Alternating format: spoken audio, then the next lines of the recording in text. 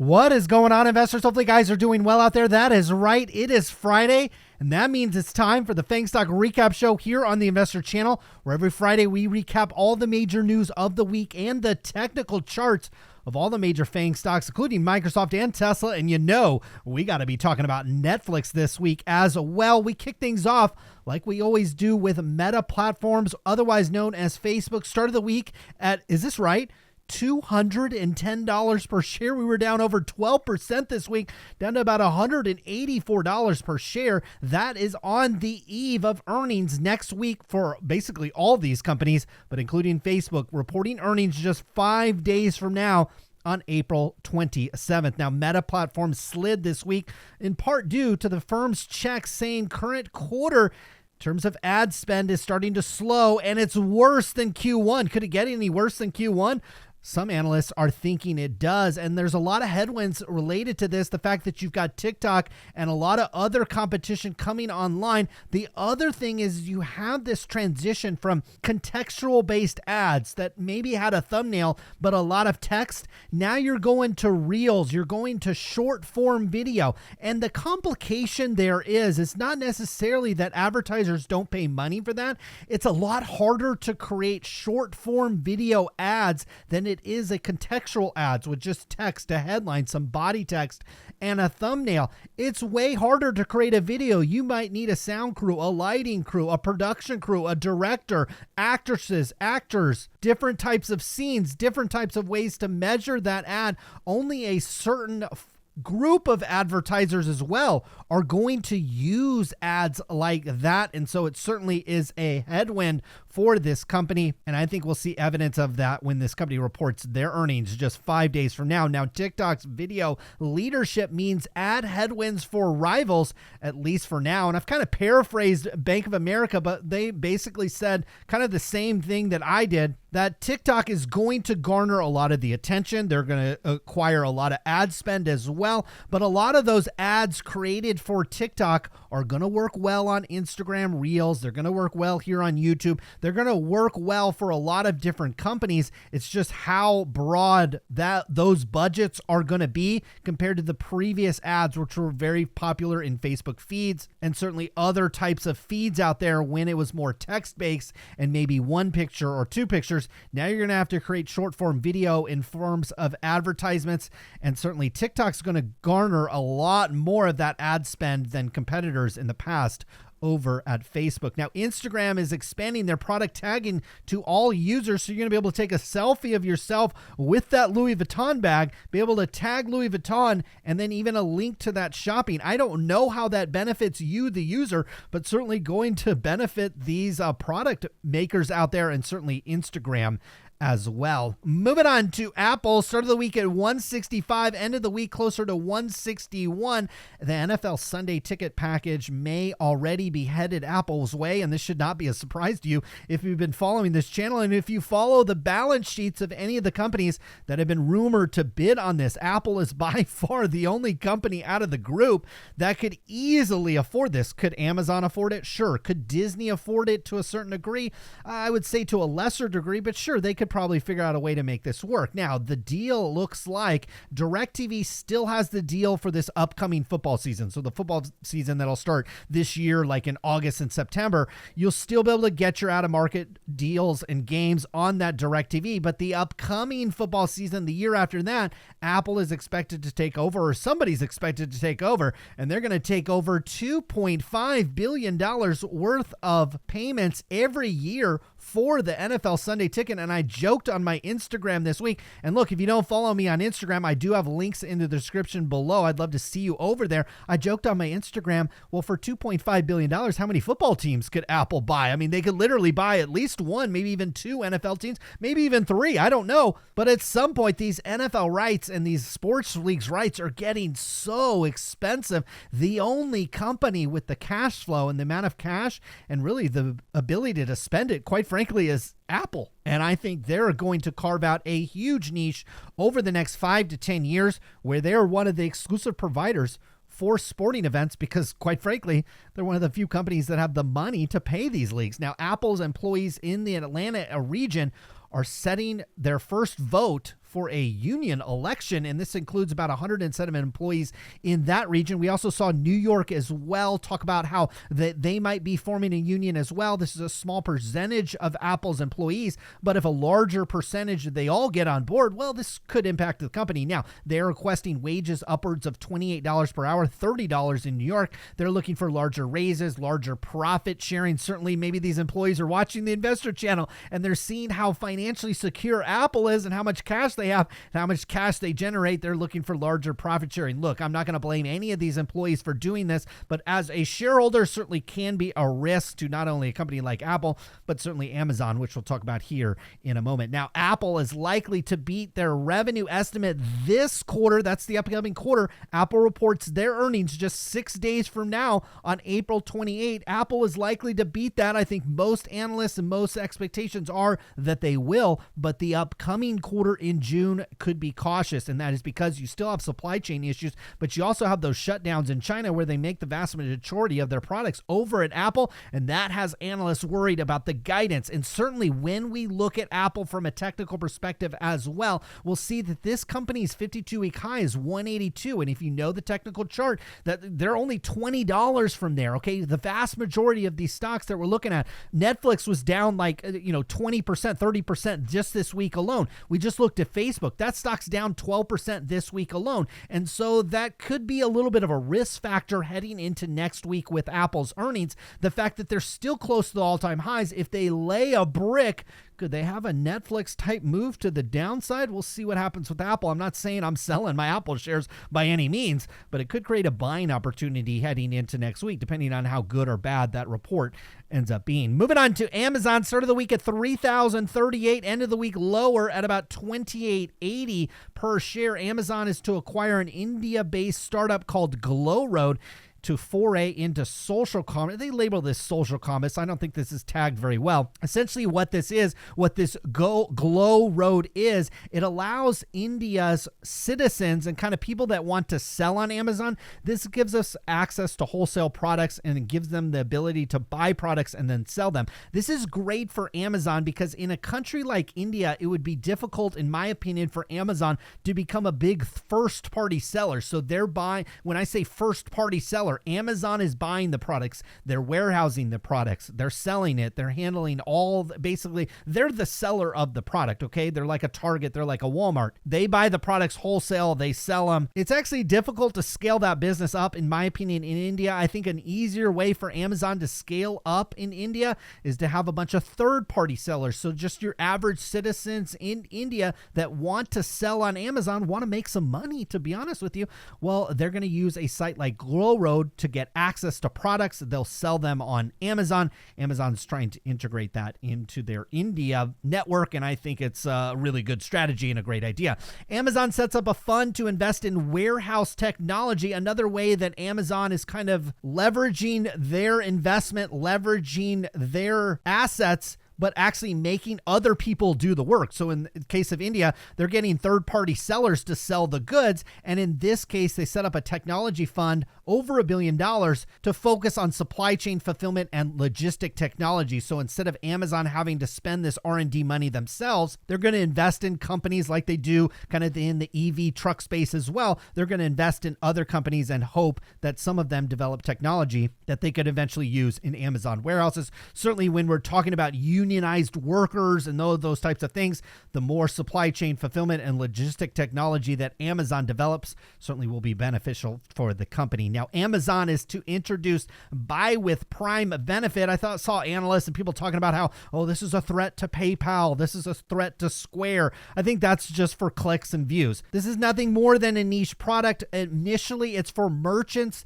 that use fulfillment by Amazon, but also have their own website. I mean, we're looking at a subsection of a subsection of e-commerce site. This is also exclusive, I think, to BigCommerce. This is not going to be integrated into Shopify, which is even another like kind of subsection of e-commerce sellers. Yes, this could eventually roll out, but could you see Shopify rolling this out? Could you see eBay rolling this out? I don't know. They're actually in big competition with Amazon. Could you see Target and Walmart partnering with Amazon on their Buy with Prime? No, because they're in massive competition with this company. I don't know why they would want to pass that kind of first-party purchase data to Amazon as well. Just doesn't make any sense. This will always, in my opinion, kind of be a niche product for Amazon, but certainly one that could be beneficial. Now, former President Obama and former First Lady Michelle Obama are going to part ways with Spotify. Is it because of Joe Rogan? I don't think so. They're going to take their podcast to a new home, and one of those homes could actually be Amazon.com's Audible. This move actually appears to be maybe mutual to a certain degree. Spotify, I think, wanted an exclusive right to anything that the Obamas produced. I think they were also rumored that they weren't really happy with the content. While Michelle Obama's podcast is top rated, some of the other content that they put out weren't like really directly related to either Michelle Obama or Barack Obama actually speaking or producing the content themselves. They kind of farmed out some of that. Also, Spotify wants an exclusive. If you were going to put out a podcast, they want it strictly on Spotify, which makes sense. It appears that the Obamas are looking to maybe have a non-exclusive agreement where they have their podcasts and their content available on a wider range of things. So I actually think this was a pretty savvy move by Spotify. Let Amazon or iHeartMedia or Apple or whoever wants to partner with the Obamas, will let them put out a podcast, and then Spotify just simply gets the RSS feed and can deliver it to their users for a far less expensive price. Good luck to the Obamas on that new venture. Moving on to NVIDIA, start of the week at $213 per share. Ended down to about $194 per share. Hello, that was down over 8% during this week. Certainly from a technical perspective will be interesting, but not a lot of news out of NVIDIA this week. They report their earnings on 5/25. Moving on to, get your popcorn ready. We're not going to turn on the latest Selling Sunset episode. We're going to turn on Netflix's stock, which quite frankly might be even more volatile than the relationships on that show. Netflix started this week, is this right?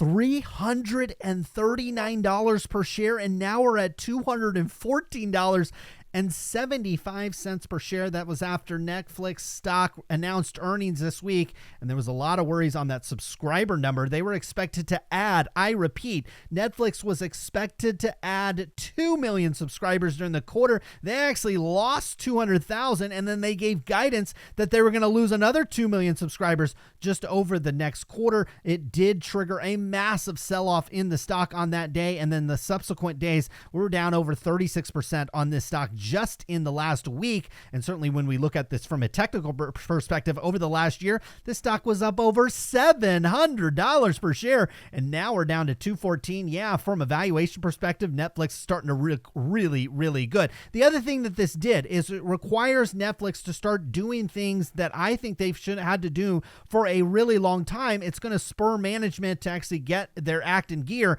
and maybe work on an ad-supported program. Also, they talked about on the conference call, they have over 200 million subscribers over at Netflix, but they actually estimate over half of those people share their password with somebody else. And so Netflix can kind of tighten the reins in certain areas and not allow people to share the passwords. Although we saw that they implemented that to a certain degree in the most recent quarter, and they shed a lot of subscribers. So people clearly not necessarily willing to pay full price for their Netflix subscription. That's where maybe an ad-supported version comes into play. Also, Netflix could maybe keep a close eye on the kind of content they're producing on their platform, obviously not resonating with a large number of people. And quite frankly, in the longer term, when we start looking maybe 18, 36 months down the road, could be more bullish for Netflix than it is bearish. But in the shorter term, the stock is getting whacked. Now, who else got whacked this week? Bill Ackman dumped his entire Netflix stake, and he took a $400 million loss. Now, we're not going to sit here and laugh at Bill Ackman. In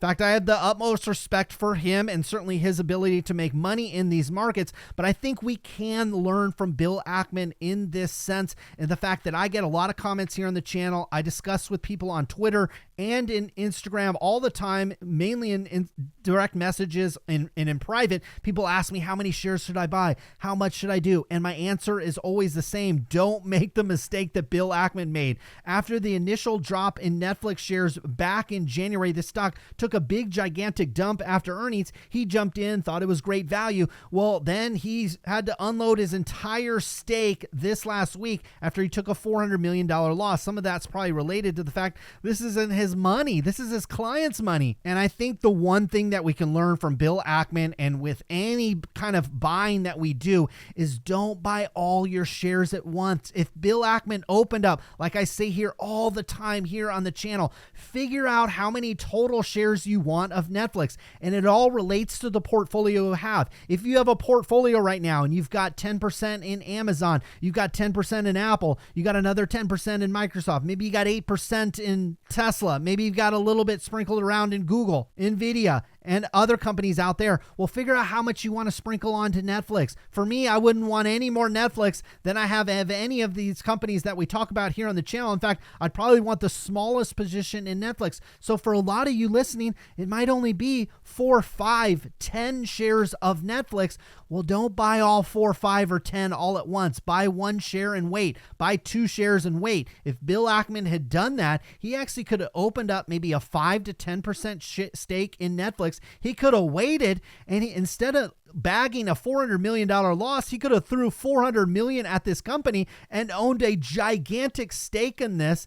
Instead, he had to dump it, probably due to portfolio rules that he has set up in place and discipline that he's developed over the last decades that he's been an investor. I just think it's a tremendous mistake to open up. If you want to buy a stock, to buy it all, basically go all in on your initial buy. I think that's one of the biggest mistakes investors do. I think you should buy 1 share, 2 shares, 3 shares. Certainly 20 and 30 years ago when I started investing, trading fees were much higher. You had to take 100% stake, but now trading fees are essentially zero. I think you buy as few shares as you possibly can and just do it over a little bit longer period of time. Moving on to Google, start of the week at 2,550. We haven't seen this in a long time. Google trading under 2,500. We obviously will talk about that in depth from a technical perspective, but you closed the week closer to $2,388 per share on Google after they received a second request from the DOJ after their planned purchase of Mandiant, which used to go by the name FireEye. This was a $5.4 billion takeover that Microsoft was rumored to be a part of, but Google has stepped in and bought this company. I think this deal will go through at some point, but they're just kind of going through the paperwork or the bureaucracy over in Washington. Moving on to Microsoft, started the week at $279 per share, and the week closer to $272. I'm seeing here in the after hours, and in 4 days, we'll get earnings from not only Google on 4/26, but we'll also see Microsoft earnings on 4/26 as well. This week, Microsoft's Army contract for those combat goggles that we talked about, this was a couple of weeks ago. We talked about how they got this Army contract for it was a $22 billion estimated contract. Well, now it's looking like that could be worth half as much. Certainly if Microsoft was a microcap company, this stock would have gotten hammered today. But $22 billion, while it's still a very significant amount of money to a company that's worth $2.1 trillion, certainly less when you're talking about all the other business models that Microsoft has. Now, obviously, this has to be based on government funding, government contracts. Anybody that follows government contracts and government funding knows those things take a long time and can constantly change. We'll see how that ends up with Microsoft. Moving on to Tesla, we finally have a winner in terms of a stock going up out of this group. Tesla started the week at $981 per share, ended the week all the way up to $1,000 per share after reporting earnings on 4/20, which were spectacular. And look, I know a lot of you have been following this channel. You know that I drive a Tesla. You know that I own Tesla shares. You know that I've been very bullish on this company for a pretty extended period of time, basically the length of this channel. But look, if they put up a bad report or if they do something stupid at Tesla, I'll be more than honest with you and tell you, the absolute truth, because quite frankly, my Tesla shares could go to zero. Somebody could come steal my Tesla and I wouldn't shed a tear on either one. But this was one of the best Q1 reports that I've seen from any company, especially based on the backdrop we are in a regulatory environment that absolutely stinks with Tesla, in an inflationary environment that stinks, in a supply chain environment that absolutely stinks. Tesla put up a fantastic quarter. Obviously, the tailwind is $6 and $7 gas. Certainly has more and more people thinking, well, I should get a Tesla. I couldn't tell you how many people, when I drive around in a Tesla, or family members that know that I bought one, many people are asking about the savings because of where gas prices are. So as long as gas prices stay high, all these other headwinds that Tesla's facing certainly can be dealt with. But this was an amazing quarter, because if you watched my video on Tesla, you saw that they had automotive gross margins. This is sales of the Model Y, the Model 3, the Model S, and the Model X. The gross margins on that products was over 30%. In fact, it wasn't over 30%. It was 30%, which is the highest gross margins that I've seen Tesla achieve. Last quarter, it was at 29.2. I thought that was amazing. Consensus was supposed to be 27.7, and they came over both of those marks at 30%. Those are Apple-like, and that is what is having investors super excited about the stock. This is why the price held up as well this week. The other thing that we saw during the earnings at Tesla is they added over $1 billion worth of revenue to their top line quarter over quarter. So quarter over quarter, Tesla added $1 billion to their revenue, and they added $1 billion to their operating profits. That's like adding $10,000 to your small business's sales, and your profits go up $10,000 as well. It's literally what you dream of as a business person, let alone an investor, and Tesla was able to achieve it over the last quarter. It was, quite frankly, one of the most impressive financial quarters I've seen, especially based on the backdrop, the inflationary backdrop, the supply chain backdrop. They were able to add profits and expand margins in a very difficult environment. It's just showing you the tremendous demand they have for their product, I think in the shorter term, but also the longer term as well. Now, the COVID impact on their China auto industry should continue into May, resulting in a 20 to 40% production loss. This is certainly more bearish, I think, for the Chinese EV makers like the Li Autos, the Neos, the Xpongs. If you're selling only into China, certainly could be bearish. Also, what Tesla was doing with their China auto facility, they were manufacturing the cars there in China and exporting them into Europe. If you know that Tesla opened up their German production facility to deliver a lot of those vehicles into the European market. So there could be a little bit less sting on this on Tesla, but they'll certainly not be immune to those shutdowns. Now, we did get word that the Shanghai factory in China for Tesla did resume some production under guidance. This was on the 18th, but this is a fluid situation. I see conflicting reports all the time that it's kind of a start-stop situation, and that certainly will weigh on their results in the upcoming quarters, but it doesn't seem to be weighing on their ability to print profit over at Tesla, and I think that's the most important thing that investors took from this week. Now, let's kick off the technical segment of the show. We'll start things off with Facebook. We'll zoom in on the price action. Hello, gigantic red candles that showed up I'm on a daily chart. Just over the last 3 days, the stock has gone from 213 all the way down to 183, and it did exactly what we didn't want it to do. From a bear case scenario, is we've essentially retested these lows that we made back in March on the stock down at about $185 per share. This sets up a very, very, very precarious situation heading into earnings next week with Facebook. We talked about how they report their earnings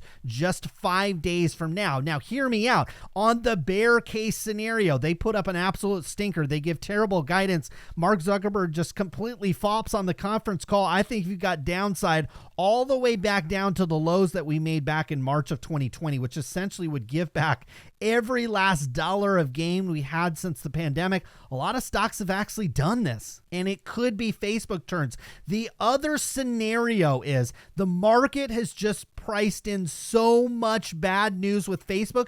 It could perform a little bit like Snapchat, which released earnings and was essentially flat on the day, or they give some guidance. They give some hope to investors, and you have upside in this one. Quite frankly, depending on how the most recent quarter and the guidance goes, I think it could come all the way back to 240 on this stock. I don't say this very often, but this stock next week could literally be 140 or 240. And it wouldn't surprise me one direction or another with Facebook. If you are immune to risk, you love risk, you love popcorn type trades, here it is for you with Facebook. I personally don't like to risk this type of money with my investments, and so I'd be steering completely clear of this and until we get some insight on the most recent quarter and the guidance over at Facebook on April 27th. I will be doing a video at least a day or two before earnings to kind of highlight some of the things that I think we need to be looking out for with Facebook, because this is one of the most critical. Look, every earnings, you only get 4 earnings calls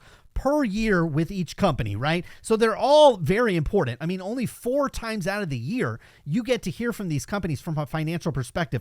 But this has got to be one of the most important financial calls that we've seen in the history of our channel and probably in the history of Facebook, because like I said, it wouldn't surprise me if this stock really, really moves hard next week. And depending on your risk tolerance, I tell you what, there's probably a really good opportunity to make some money there. Now, moving on to Apple, don't be alarmed, that red candle is not there, but we could see that in the coming weeks ahead with Apple, because here's a little bit different thing with Apple than with Facebook, is Facebook's priced in basically Armageddon. Apple is like $20 off the high. So if Tim Cook comes on the call next week and he's like, man, we got supply chain issues, we've got iPhone 13 issues, we don't know if we'll be able to make iPhone 14, all this, like there's some really negative stuff that could happen with Apple. Well, we could come back down into this lower channel. Okay, we were making this downward channel, we busted up above it. It's not that uncommon to come back here and back test the top of this channel. In fact, we've seen that with NVIDIA and a couple of other stocks that we'll look at today. It's not incredibly alarming that if Apple's at the situation that it's in. What would be alarming, quite frankly, is when we get into this channel next week. And alarming is probably not the best word, because we actually would want to accumulate. This is like a Louis Vuitton having a 50% off sale. It's not alarming. It's great. You'll be able to get in there and buy something that you really want, but it kind of sucks if you paid maybe a little bit higher price, you didn't get that 50% off discount. We get back into this channel with Apple. I think it's a high probability we retest the bottom end of this channel, which if it happens in the shorter term, will get you south of $150 per share. There should be some areas of support at the previous highs that we made multiple times down here about $138, $140 per share. That's where these two lines will converge if you get down there very quickly. And again, Apple reports 6 days from now on April 28th. A bearish report combined with bearish guidance, I think, could easily send Apple shares, quite frankly, down in that area. I think your upside with Apple is probably back to the highs that we made back in March at about $180 per share. It would really, really, really take a great report and great guidance, which I just don't know if it's possible outside of like your Tesla. I don't know if it's possible Apple does that, but if they do, yeah, you have upside back up into 185. We continue to hold these shares. They pay a dividend. They'll probably announce a major buyback. So you've got some areas where the company itself will come in here and support the shares. But if you get any drop south of 150 on Apple and you don't have a full allocation to it, or you want to add a couple more shares, I think that could be your opportunity. It could come as soon as next week. Moving on to Amazon, you can see I've been playing around with these charts quite a bit before our show, but Amazon's not doing anything really particularly unique. It's trading sideways between $2,700 per share up to about $3,500 per share. It's been trading that way for almost 2 years now. Since July of 2020, this stock has basically gone sideways. A bearish news next week. Again, we've got Amazon earnings on 4/28, the same day as Apple. A really bearish report. I think we've got downside, not necessarily all in one day. I'm not predicting a Netflix type move in all of these stocks, but obviously it's possible when you look at a Netflix. If you completely whiff on Amazon, south of 2,400, south of 2,200, all the way down to $2,000 per share is certainly the downside on this one. Just like Apple, there are scenarios where Amazon certainly could put out a bullish report, have bullish guidance. I could see this one coming back up if they have a nice report, they announce something really good. Well, yeah, you could come back up here north of 3,400, $3,500 per share. But what would it take to like bust out over that when you've got all the markets down, when you got a lot of stocks like their multiples in NVIDIA, Facebook, Netflix? I mean, all these multiples are compressing. What would it take for Amazon to kind of bust to all-time highs? I don't know. I don't think it's out there. I think this stock either stays range bound or it goes lower after the next report that we have. So I continue to hold my Amazon shares and maybe looking to add in the coming weeks ahead if we see a nosedive. Now, speaking of nosedives, NVIDIA busted through our area of support. There was an clear area of support here, and it was more of a box. I had a box in here last week, but you've got an area of support between about 210 and I would say up to about 220 on this one, where the stock kind of just hovered for multiple weeks. It would hover and then bounce and then come back, and then we see that we actually slice through that. That's actually a pretty bearish move. You're back testing this downward trend line that we've really been in since the beginning of the year. I think it really increased the probability of us coming back into this green box. There's people that have left comments on my channel that are, as we speak, going back and deleting those comments saying I'm absolutely nuts, I'm unsubscribing, thumbs down, dislike the fact that I said NVIDIA's probably coming back down south of $160 per share. You get your opportunity here from a valuation perspective, from a technical perspective. All of it lines up if you pull back into this box. And I tell you what, yes, we are over a month away from NVIDIA's earnings on May 25th, but I tell you what, Apple puts up a stinker, Amazon puts up a stinker, Microsoft puts up a stinker, Google puts up a stinker next week. Well, guess what? The whole market's coming down, including NVIDIA. Now, I'd probably take my swings at those other stocks first before I get to NVIDIA, but I think you've got to add NVIDIA if you continue to pull back in this stock. And quite frankly, I think that momentum is likely going to continue that way. Now, speaking of ugly momentum, look at Netflix. I tell you what, if a couple of months ago you said you're going to go from $700 per share down to $215, they would have asked you what you were smoking, but Netflix has made that move. Now, one of the reasons why I'm absolutely loving the setup that we're making at Netflix is two reasons. One is fundamental. One, this price drop from $700 per share at the beginning of the year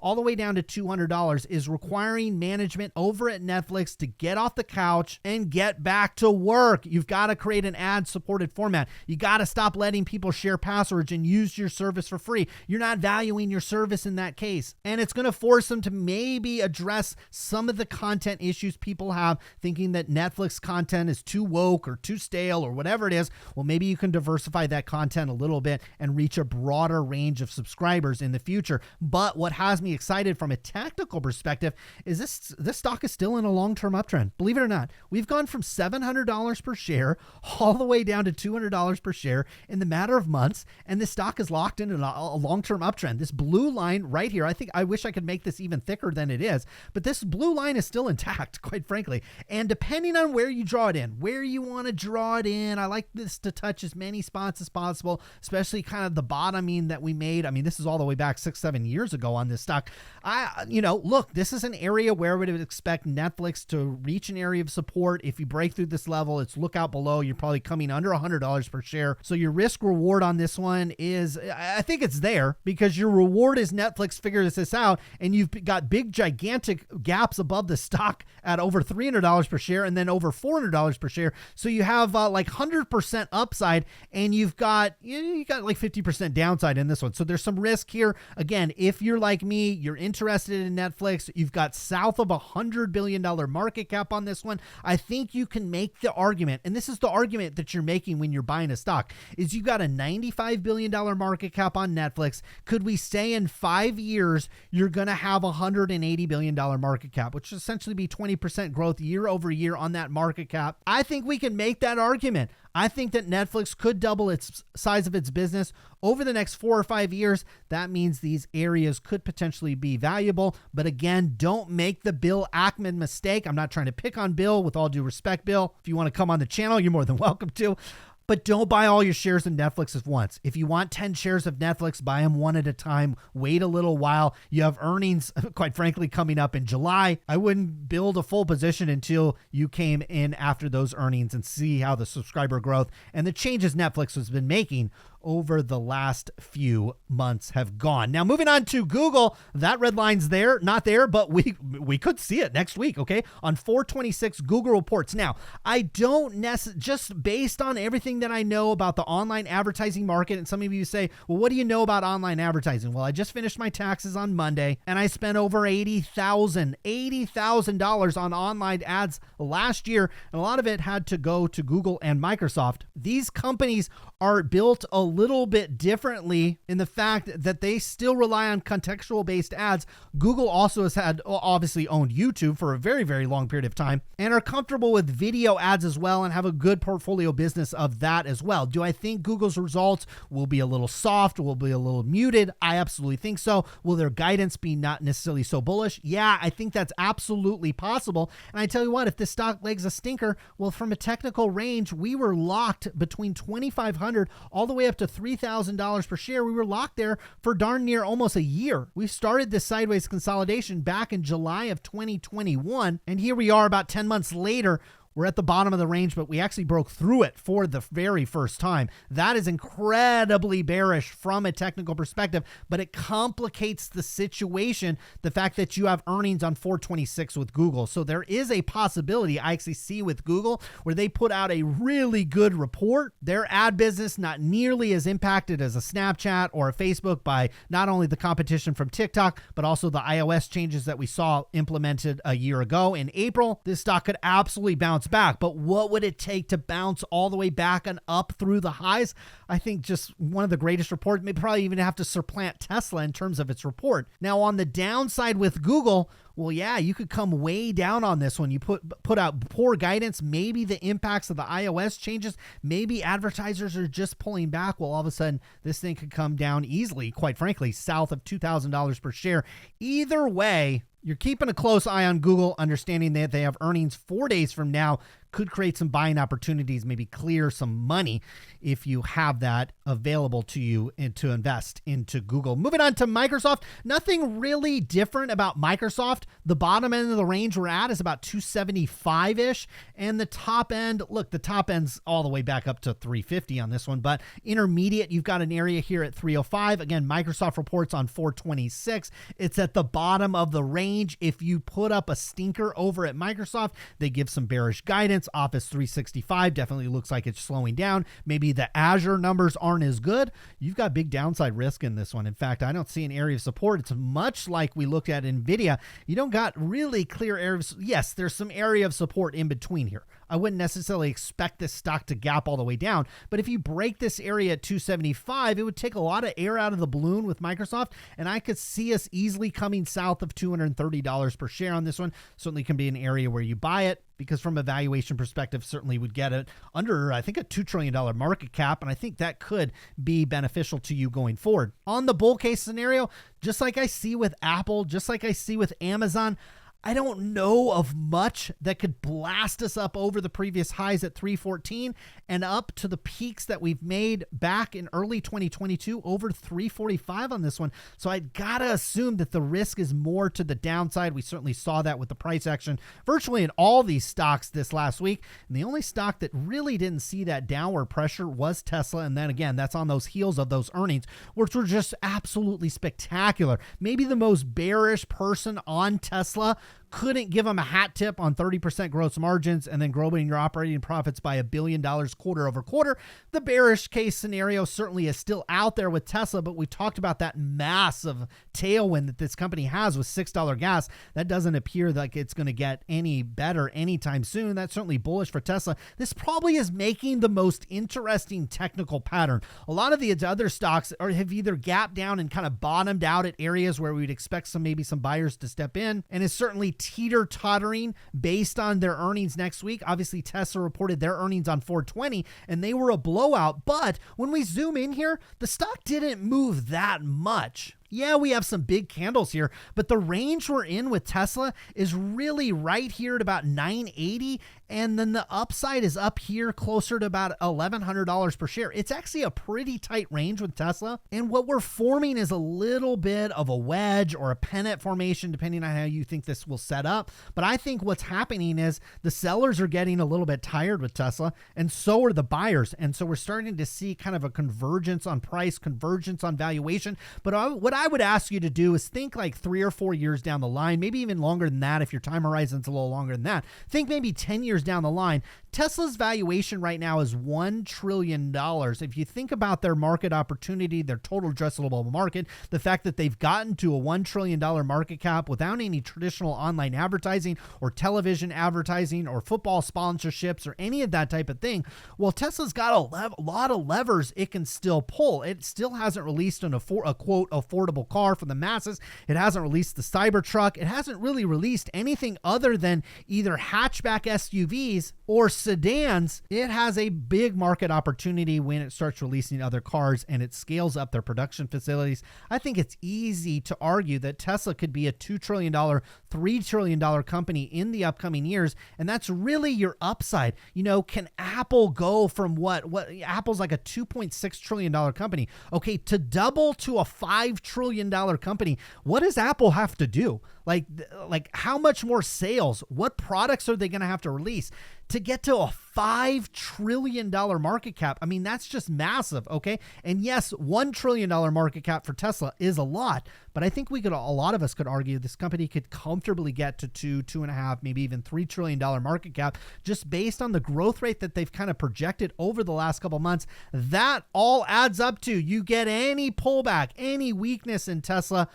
Personally, I think this is a buying opportunity. The bull case in this setup that we're making is you break to all-time highs. I think you get up over $1,200 per share, and the sky's the limit because as we've seen with Tesla, this stock tends to make big moves, especially when it gets over previous highs. We made highs back in January at about $900 per share. When we broke through those in October of last year, boom, we went from $900 to $1,200 per share. We've seen it other times with Tesla. They made highs back here in August of 2020 at $500 per share. When it finally broke up over those highs back in November of 2020, it went from $500 per share all up to $900 per share just in a matter of months. So the bull case on Tesla is you get back up over here, over $1,200 per share, quite frankly, $2,000, maybe even $2,500, shoot, even $3,000 probably in play with Tesla. Your downside is back testing back to 900 and maybe even south of that. If you get a broader pullback next week, it's going to be hard to pull the trigger because if Apple lays an egg, Amazon lays an egg, Google, Microsoft, all these companies will drag down the market. If they lay eggs, well, that will likely drag Tesla down as well. It's going to be difficult. CNBC, everybody will be tooting how negative the market is, how the recession is on the horizon.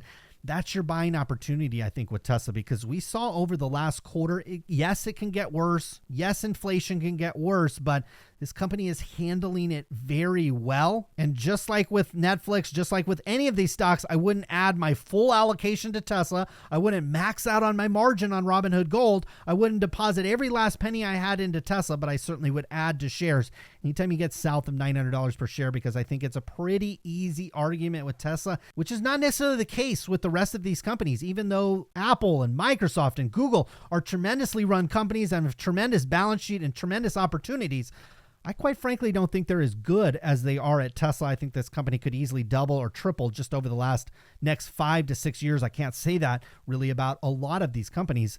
That puts Tesla in a rare form and a rare opportunity, I think, when it comes to investing. Hopefully, you guys enjoyed today's video. We are on FAANG earnings eve. We got Apple, Amazon, Google, Microsoft all next week, and including Facebook, probably the most important, probably the most watched earnings that company will have. We'll bring them all to you here on the channel. If you haven't subscribed, if you haven't liked, if you haven't followed me on Instagram or subscribed to my newsletter, those links are all down below. I'd love to see you in all those places. Hopefully you guys have a great weekend. We'll be back again soon next week with a ton of videos.